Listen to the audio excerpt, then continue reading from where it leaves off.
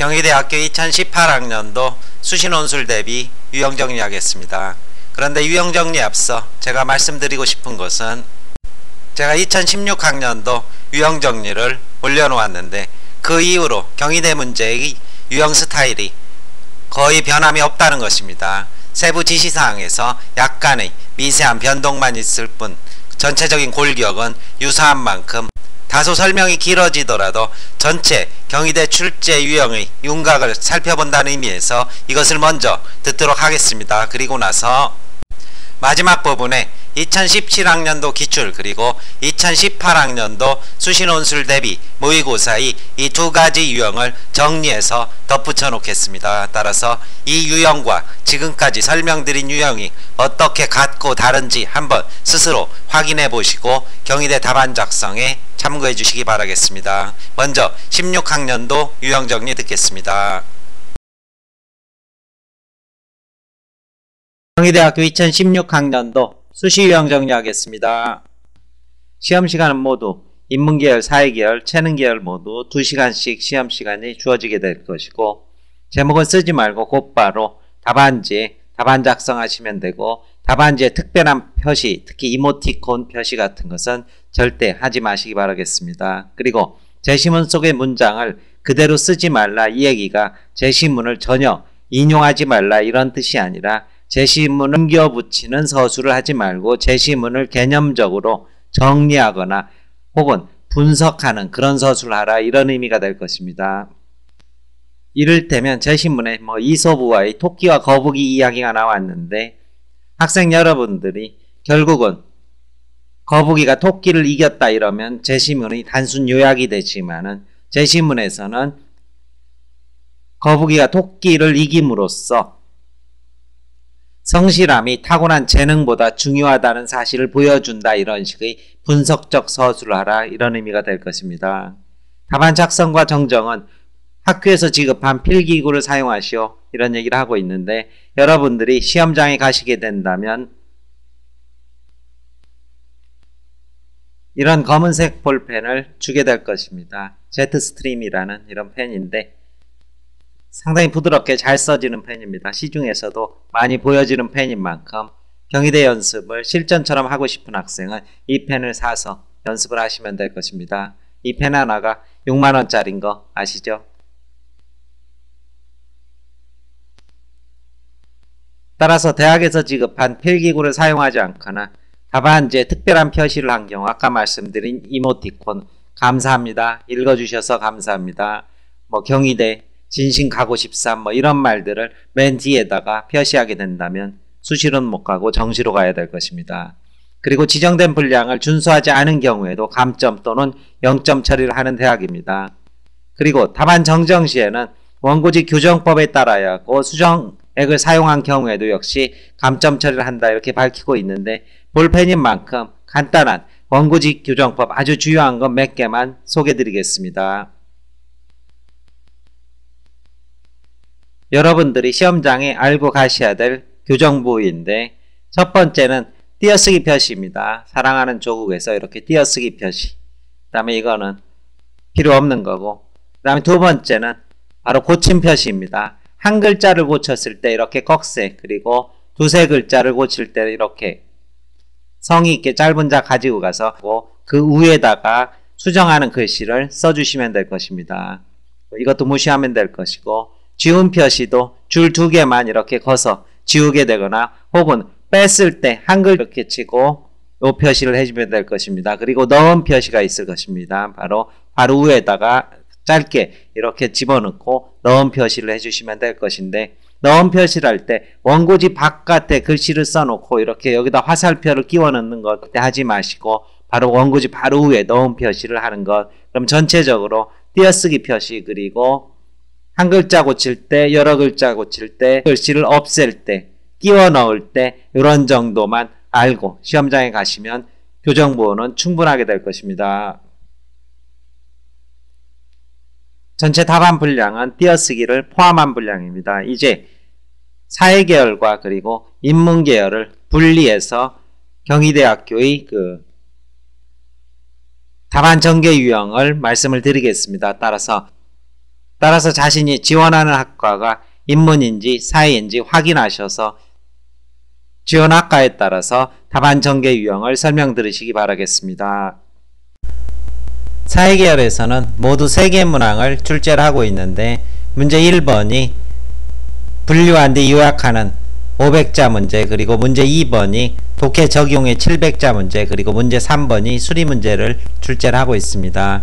전체적으로 3개의 문항의 난이도는 중에서 상을 오가는 그런 정도가 될 것이고 영어 지문과 수리 지문이 모두 포함된 그런 문제를 출제를 하고 있습니다. 그런데 서술 방향에 있어서는 견해를 서술하는 경우는 거의 없고 문제 1번에서는 독해를, 그리고 문제 2번에서는 독해와 독해 적용을 묻는 그런 문제를 출제를 하고 있습니다.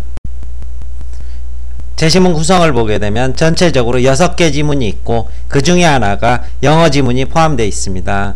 그런데 문제 1번에서는 영어 지문을 포함해서 이런 5개 지문을 분류하고 요약하라 이런 요구를 하고 있는 만큼 전체적으로 3대 2로 이렇게 분류하면 대부분 문제가 없을 것이고 각각의 분류가 어떻게 되는지 개념적인 주제를 먼저 명확히 쓴다는 사실도 잊지 않으셔야 될 것입니다. 따라서 제시문 가, 나, 다는 기능론적 입장을, 그리고 라와 마는 갈등론의 입장을 보여준다 이렇게 한 문단 하시고 난 다음에 두 번째 문단과 세 번째 문단은 가, 나다, 그리고 다, 라마의 내용 이렇게 분류된 대로 각각 제시문의 내용을 서술해 주시면 될 것입니다. 그리고 문제 2번에서는 역시 중심 지문을 활용해서 제시문을 2개 혹은 3개를 비평하라, 비판하라, 평가하라 이렇게 내고 있는데 대부분 비판이 주를 이루게 됩니다. 따라서 별도로 주어진 중심 지문을 토대로 해서 선택적으로 요구하는 3개 제시문 정도를 이렇게 비판하는 서술을 문제 2번에서 해준다.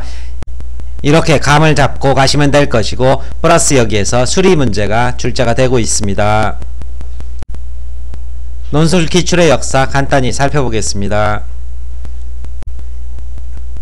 2008학년도부터 수리 문제가 선보였으니까 인문계열 수리 논술의 역사가 꽤 깊다고 보아야 될 것입니다. 이때는 전 계열이 모두 수리 문제를 시험을 봤습니다.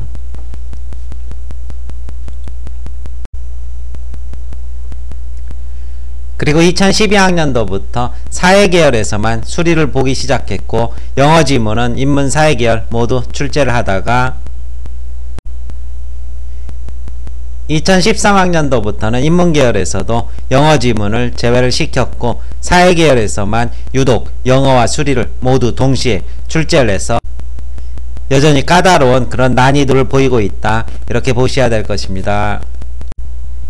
이제 수험생 여러분들은 2015학년도 사회계열 오전 오후 문제, 그리고 2016학년도 수시대비 모의고사 문제를 통해서 경희대 사회계열 문제가 어떠한 형태로 전개되고 있는지 구체적으로 한 번 더 확인을 해보겠습니다.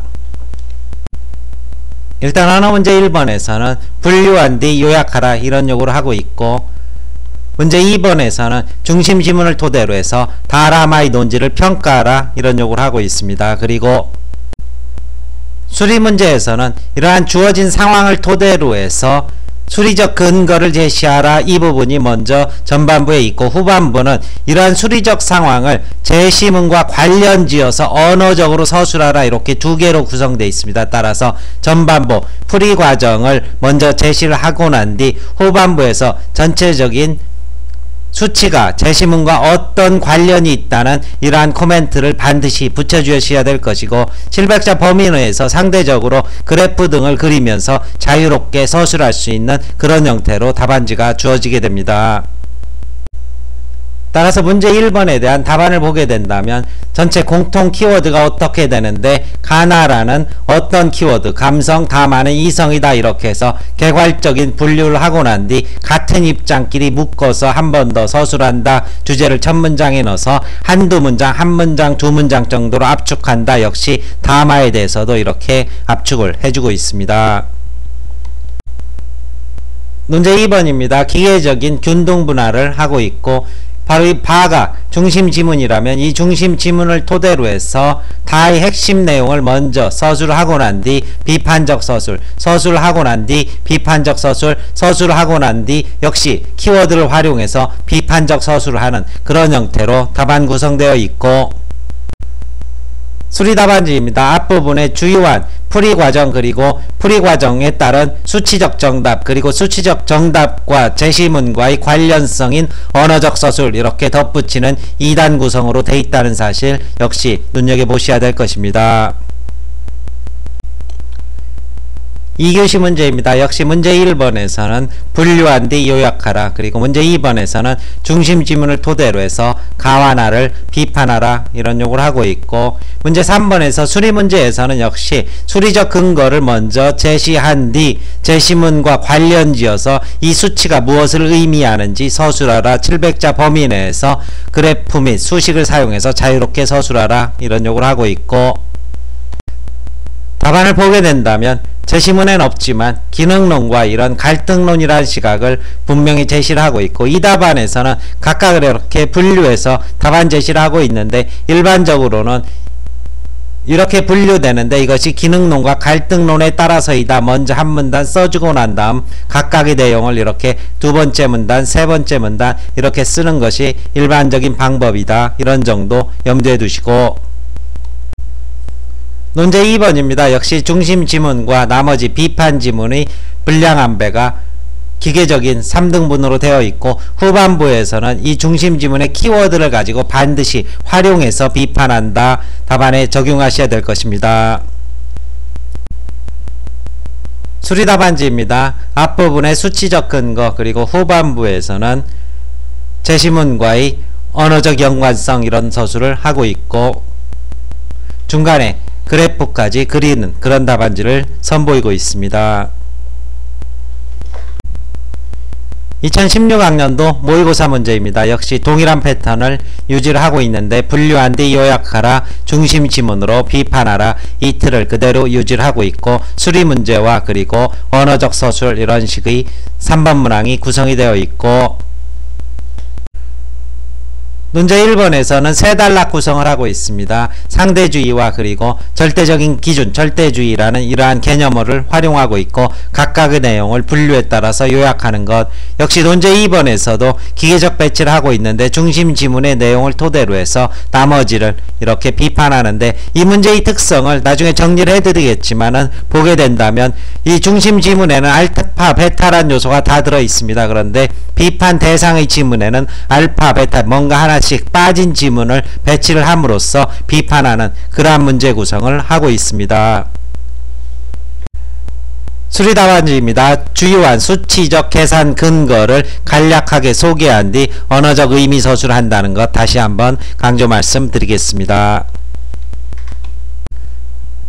따라서 경희대 문제를 정리하게 된다면 문제 1번에서는 분류한 뒤 요약하라, 이 문제는 둘에서 세 단락을 구성한다. 흔히 첫 번째 개념어를 통해서 분류하는 첫 단락 그리고 분류에 따라서 각각 내용을 압축 서술하는 것 두 번째, 세 번째 단락 이렇게 정리하시고, 문제 2번에서는 중심 지문을 토대로 나머지 제시문을 2개 혹은 3개 평가하거나 비판하라 이런 문제가 출제되는데, 흔히는 중심 지문에 A, B라는 두 요소가 다 있다면 비판 지문에는 A만 혹은 B만 이렇게 부족한 부분이 한 부분씩 있는데 이 부분을 비판하시면 될 것이고, 동일한 입장처럼 보이지만은 정도의 차이가 있는 경우도 있습니다. 따라서 이러한 경우는 정도의 차이를 가지고 비판을 해주시면 되는데, 이를테면은 중심 지문에서 인간과 그리고 환경을 전반적으로 고려하는 처사가 필요하다 이렇게 된다면 A에서는 지나치게 인간 중심적이고 B에서는 지나치게 환경 중심적인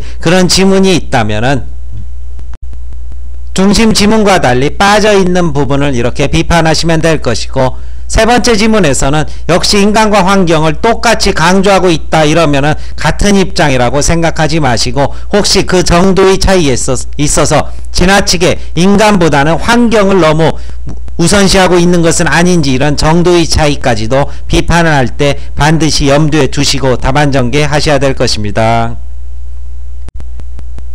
그리고 이제 경희대 3번에서는 수리 문제가 출제가 되는데 그동안 연습 많이 하셨을 것입니다. 가장 많이 출제가 되는 것이 최대 최소 지금까지 한 80% 이상 출제가 되었고 그 다음에 기대감 문제가 한 20% 정도 출제가 되어 있습니다. 주어진 분량 내에서 자유롭게 서술하되 첫 번째는 어떻게 수리적 근거를 서술한다. 이때 수식 및 그래프 사용이 가능하고 그리고 반드시 후반부에 이런 수리적 근거와 제시문과 연관성에 대한 이런 평가식 서술을 덧붙인다. 이 사실 잊지 마시기 바라겠습니다. 학생 여러분들은 수능 끝나고 시일은 촉박하지만 수리논술 자료집을 학원 측에서 받아가셔서 앞에 있는 대표 유형의 문제들을 반드시 풀고 시험장에 가시기 바라겠습니다. 특히 최대 최소 문제는 경희대에서 가장 많이 출제를 하면서도 유형이 정해져 있는 만큼 반드시 연습을 해서 시험장에서 풀 수 있기를 바라겠습니다.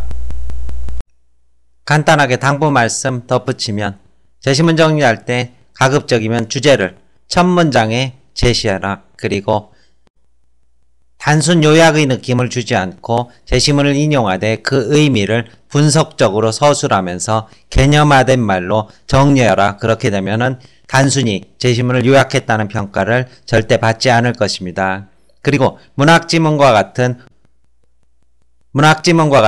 보여주기 지문이 출제됐을 때는 과감하게 개념적으로 정리하고 이 정리하는 과정에서 주제 설정 등은 논제와 반드시 연결지어서 해석할 것, 이것도 잊지 마시고 그리고 전체적으로 1200자나 600자 모두 원고지 사전 안배가 중요합니다. 먼저 문제의 지시사항에 따라서 원고지를 어디까지 쓸 것인지 대략적으로 체크를 해놓고 원고지가 지나치게 남거나 부족해서 낭패를 보는 일 것입니다. 서두른다는 느낌으로 답안 작성하셔서 글자체를 가급적 처음부터 끝까지 또박또박하고 굵은 글씨로 통일시켜 주시기 바라겠습니다. 앞에는 정자로 쓰다가 나중에 날아가는 글자로 답안 작성하게 되면 신뢰도가 떨어진다는 사실도 기억해 두시기 바라겠습니다.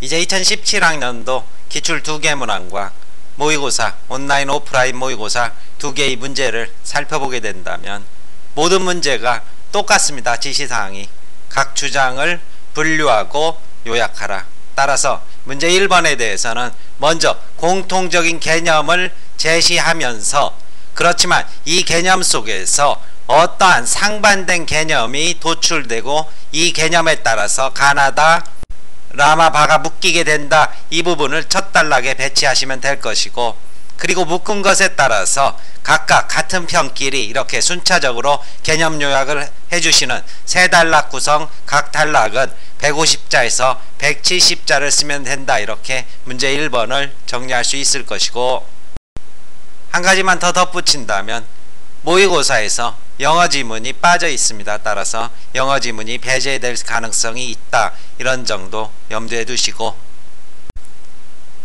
문제 2번의 경우에도 모두 동일한 지시사항을 보여주고 있습니다. 중심 지문을 토대로 나머지 지문을 비판하라 이렇게 요구하고 있는 만큼 중심 지문을 먼저 개념화시켜서 정리하는 것 3분의 1 그리고 마의 내용을 언급한 뒤 이것의 핵심 논거를 반드시 사를 활용해서 비판하고 바의 내용을 역시 비판하는 과정에서 사를 활용해서 비판하는 것 따라서 세 문단이 될 것이고 첫 문단에는 중심 지문의 개념화 그리고 두 번째 문단은 비판 대상 지문을 개념화한 뒤 핵심 개념의 비판사를 활용할 것 세 번째도 역시 마찬가지가 될 것이고 참고삼아 말씀드리면 경희대 비판의 유형의 경우에는 중심 지문에 알파 베타라는 이러한 두 가지 개념이 있는데 나머지 비판 지문에는 알파만 있고 하나는 베타만 있는 경우 이런 경우를 종종 출제를 해왔고 또 한 가지 경우에는 제시문에서 아예 반대로 묶인 이런 두 가지 개념을 비판하라 이렇게 요구를 한다면 이것은 알파라는 개념으로 서로 다른 두 입장을 비판하는 것인데 제시문에서 서로 다르게 묶인 그러한 제시문을 비판하라 이렇게 요구를 한다면 이것은 새로운 감마라는 개념을 주고 이것을 가지고 각각 비판하라 이렇게 1번에서 어떻게 분류됐었는지를 한번 찾아서 검토해 보시기 바라겠습니다. 문제 1번에서 분류를 해놨는데 문제 2번에서 이쪽 분류 하나 그리고 이쪽 분류 하나를 비판하라고 해서 절대 놀라지 마십시오. 왜냐하면은 이런 경우에는 새로운 개념을 주고 비판하라는 그런 요구인 만큼 분류가 잘못됐나 이렇게 혼동할 필요는 없을 것입니다. 분명 새로운 개념을 주고 있을 것이고, 자신이 보기에는 거의 유사한 지문을 입장이 유사한데 비판하라 이런 요구를 할 때도 있습니다. 상반된 입장이야 금방 눈에 띌 텐데 거의 유사한 입장을 비판하라 이런 경우에도 놀라지 마시고, 이것은 정도가 심하다, 즉 지나치게 극단적이다라는 이러한 정도 차이가 분명히 있을 것입니다. 그것을 찾아서 비판해 주시면 될 것입니다. 따라서 마지막 비판 유형에서 각각의 분류된 그 분류군 내에서 두 개 지문을 추려서 비판하라는 것이 아니고 상반된 이러한 분류 속에서도 하나씩 비판하라 이런 요구를 충분히 할 수 있다. 그리고 정도의 차이, 유사해 보이는 논지라면 정도의 차이를 가지고 비판할 수 있다. 그리고 반드시 중심 지문을 활용해서 핵심 논거를 비판하라. 이렇게 2번 정리할 수 있을 것입니다. 근처의 외대 학생들이 늘 부러워한다는 경희대 캠퍼스입니다. 내년에는 반드시 여기에서 공부하시기 바라겠습니다. 그동안 수고 많으셨습니다. 설명 마칩니다.